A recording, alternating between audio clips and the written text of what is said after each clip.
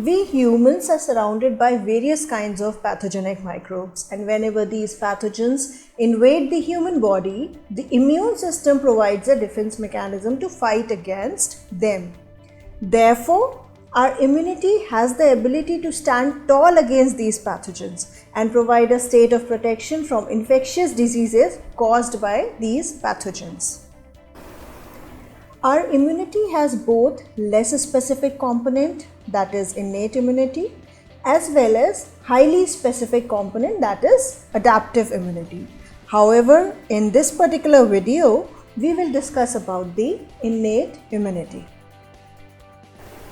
Innate means something that is already existing, and innate immunity is present even before the onset of any infection. Basically, it provides a first line of defense against the pathogen. In innate immunity, there are cellular components that include different cells such as macrophages, and also the molecular components, that is different molecules. Now, these cellular components and the molecular components, they come together and provide a non-specific disease resistance mechanism against the pathogen. And we'll look at these components in the coming slide. Now, innate immunity has 4 different types of defensive barriers, and different cells and molecules play an important role in them. First defensive barrier is anatomic barrier. Then comes the second one, that is physiological barrier. Thereafter is the third, that is phagocytic barrier. And the fourth is inflammatory barrier.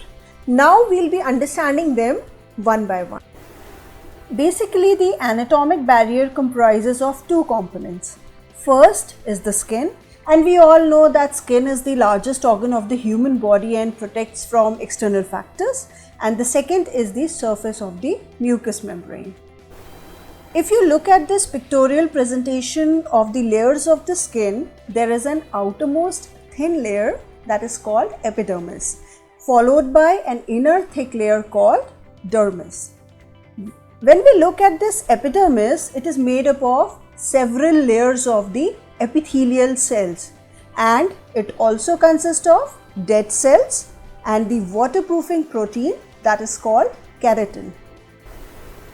Again, if you look at this pictorial presentation, the inner thick layer dermis, it contains the blood vessels, the hair follicles, and also the glands such as the sebaceous gland and the sweat glands. Now, in the dermis layer, the sebaceous gland is present and also the hair follicles are present. So, these two associate together and produce an oily secretion which is known as sebum. This oily secretion sebum, it contains acids such as fatty acids and also the lactic acids.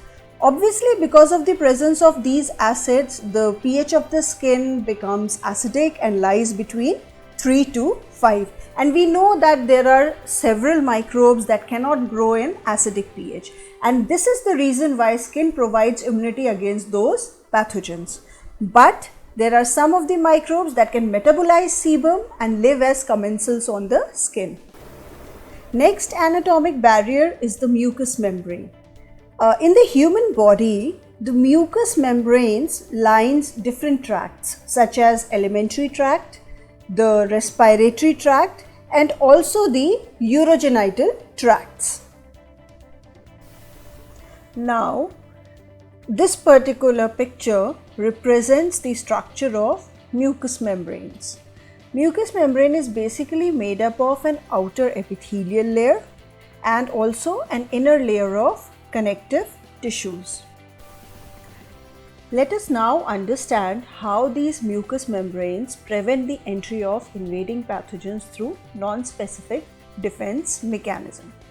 Basically, there are saliva, tears and mucus secretions that can wash away the potential invaders. Moreover, they also contain antiviral and antibacterial substances to fight against the pathogens. Look at this pictorial presentation of respiratory tract. First and foremost, the mucus has the capability to trap the invading pathogen. Now, In the lower respiratory tract, cilia are present. As you can see in this picture, the cilia is being highlighted. Cilia are hair-like protrusions of the epithelial membrane and cover the mucous membrane. They also propel out the mucus entrapped pathogens. Next, let us understand about the third barrier, that is physiological barrier. There are different physiologic factors like temperature, pH, and also soluble proteins. These soluble proteins are like lysozyme, complement, and also interferon that contribute to innate immunity. Let us look at them one by one. First is normal body temperature. In many species, their normal body temperature inhibits the growth of several pathogens. Let me give you an example here. In case of chickens, their body temperature has the capability to inhibit the growth of anthrax causing bacteria, that is Bacillus anthracis. Second physiologic factor is pH. It is basically a scale to specify acidity or basicity. The pH of the stomach is low, that is acidic, and there are several pathogens that cannot survive in low pH. Now let us understand about the soluble factors individually. First soluble factor is lysozyme. Now this lysozyme is basically a hydrolytic enzyme, and this hydrolytic enzyme is commonly found in tears and also mucus secretions. In case of microorganism, specifically gram-positive bacteria, their cell wall is majorly made up of peptidoglycan layer. This we all know. So lysozyme has the ability to cleave that peptidoglycan layer of the cell wall of gram-positive bacteria. Second soluble factor is complement. Complement is a group of serum proteins that needs to be activated first. So there is a stepwise manner in which they get activated, and upon activation, these destroy the pathogenic microbes or facilitate their clearance through membrane attack complex. The third soluble factor is interferon.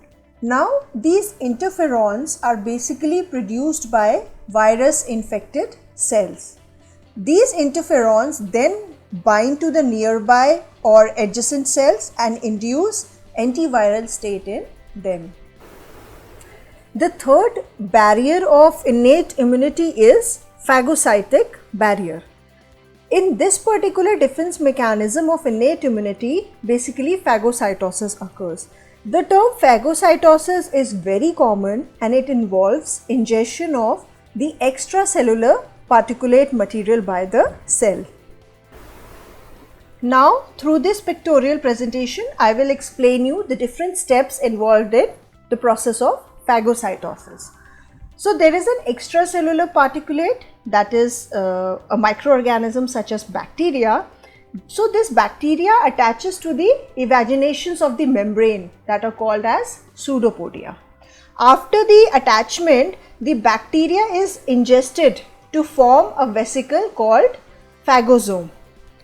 Now, following the ingestion of the bacteria inside the phagosome, this particular phagosome then fuses with the lysosome, and there are different enzymes present in the lysosome. So, those lysosomal enzymes, they digest the ingested bacteria, and thereafter the digested products are basically released from the cell. So, this is how phagocytosis occurs. Another important point related to phagocytosis is that there are some specialized cells involved in phagocytosis. For example, there is macrophage, there are monocytes, and also neutrophils in which phagocytosis occurs commonly. So, these cells are a part of innate immunity. Let us look at the fourth barrier of innate immunity. Whenever there is a tissue damage that on your skin that could be due to a wound or any other reason, complex sequence of events occur, as you can see in this pictorial presentation. These complex sequence of events are collectively known as inflammatory response. This is the fourth barrier. Let me explain you the complex events in a simplified manner. See, whenever there is a tissue damage on our skin, could be due to a wound or any other reason, we definitely observe 4 cardinal signs of inflammation. These are rubor, that is, there is some redness at the site of tissue damage. Tumor, swelling. Swelling also occurs at the site of damage. Then there is calor, that is heat. Okay, and the fourth is dolor, that is pain. We observe or we feel pain at the site of tissue damage. So these cardinal signs basically reflect major events of an inflammatory response, and we will understand those events step by step. So I have already explained you that whenever there is a tissue damage on your skin, that could be due to a wound or any other reason, invading pathogenic microorganisms are introduced at that site, and a collective sequence of events, that is inflammatory response, is induced. Basically what happens is that this particular inflammatory response results in clearance of pathogens by the components of innate immunity altogether. Now let's see how these cardinal signs appear step by step. When there is a tissue damage, some vasoactive factors such as histamine or kinins are released. So these vasoactive factors, they lead to an increase in the blood flow and also an increase in the capillary permeability, that is nearby. Okay, so this increased blood flow causes tissue redness and also increase in temperature. That is, 2 cardinal signs appear, rubor and calor. Next, because of increased capillary permeability, fluid, that is collectively known as exudates, it moves from the capillary to the site of tissue. Okay, these exudates, what exactly they include is some acute phase proteins like C-reactive protein and also antibody and complement. So these exudates, they have a function, that is, they facilitate the clearance of pathogen at the site of invasion. Now since there is accumulation of exudates, tissue swelling occurs, and this is the next cardinal sign of inflammation, that is tumor. Also, because of increased capillary permeability, there are cells such as phagocytes, they move towards the tissue in a stepwise manner. Now these phagocytes also help in facilitating the clearance of pathogen from the site of invasion. What exactly happens is, first margination occurs, that is cells, phagocytes, they adhere to the endothelial cell wall.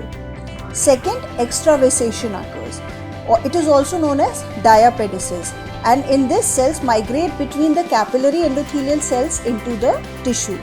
And finally, chemotaxis occurs, that is cells migrate to the site of invasion. So finally, the exudates, that is C-reactive protein, antibody, along with complements and also the phagocytes, reach the site of invasion and destroy the pathogenic microorganisms. So this was all about the innate immunity, that is the first line of defense against the invading pathogens in the human body. I hope this lecture made the concept clear to all of you. Thank you for watching.